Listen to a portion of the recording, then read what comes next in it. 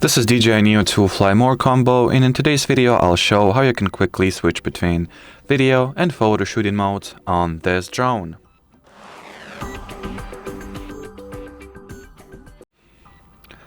So first method is to use the dedicated remote controller button that you'll find to the right of the right joystick, this one.